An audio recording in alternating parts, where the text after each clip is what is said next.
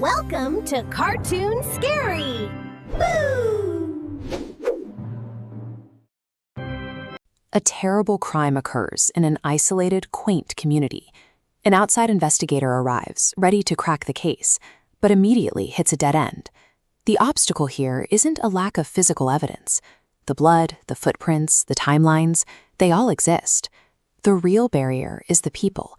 An entire community is unnaturally refusing to speak a single word. To understand this, we look at the anonymity vacuum.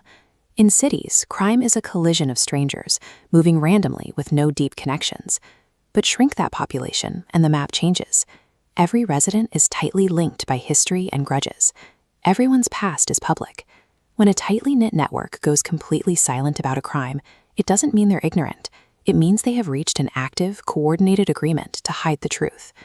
A traditional mystery relies on a simple triangle: a victim, an investigator, and a singular villain hiding in the shadows. This scenario shatters that geometry. The small town itself acts as the collective antagonist. It operates on three brutal principles. It remembers every past transgression, it enforces shared accountability, and it will always prioritize its idyllic public image over individual justice. This creates a uniquely suffocating threat. The investigator is no longer trying to outsmart a lone rogue outlier. They are forced to fight the entire geographical and social foundation of the setting itself. We are heavily conditioned to view rural life through a cozy, welcoming filter. We picture tree-lined streets, quiet antique shops, and neighbors looking out for one another. But an entire branch of literature was constructed specifically to tear that filter down. In the 19th century, writers like Mark Twain laid the groundwork for Southern Gothic fiction, dismantling the romanticized myth of the antebellum South. The obsession of Southern Gothic literature is the rot beneath the floorboards. It portrays these tight-knit communities and picturesque homes as elaborate facades built to cover up racial hostility, domestic abuse, and deep moral decay. In these environments, the most predatory threats aren't monsters lurking in the dark woods. They are the most ordinary, highly respected, and socially accepted residents sitting right next to you in church. This literary trope mirrors a highly documented sociological reality.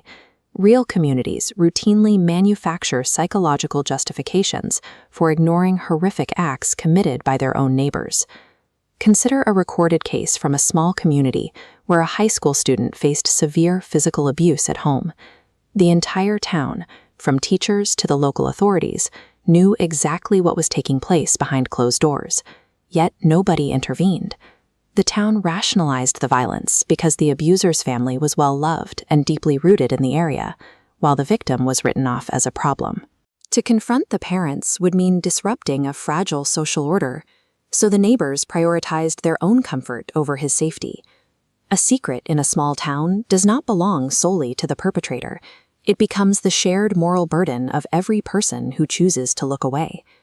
If anyone attempts to drag that truth into the light, whether it's an outside investigator or a marginalized local, the community's defense mechanisms trigger instantly. The town immediately weaponizes its own geography. Closing ranks means imposing total physical and social isolation.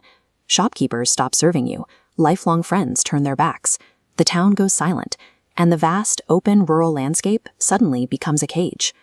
When you rely on your neighbors for everything from basic commerce to emergency aid, breaking the silence is an act of self-destruction.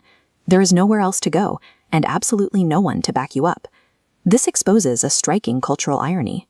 We are constantly taught to fear the sprawling, dark unpredictability of the city, while viewing the quiet rural town as the ultimate sanctuary. That assumption gets the structural math backward. The sheer, overwhelming scale of a major city provides the ultimate safety mechanism: true anonymity. Out in the country, neutrality does not exist. The moment you step out of line, you cease to be a neighbor and instantly become a threat to the collective. The most dangerous secrets are not the ones hidden in the shadows. They are the ones actively protected by the very community you call home.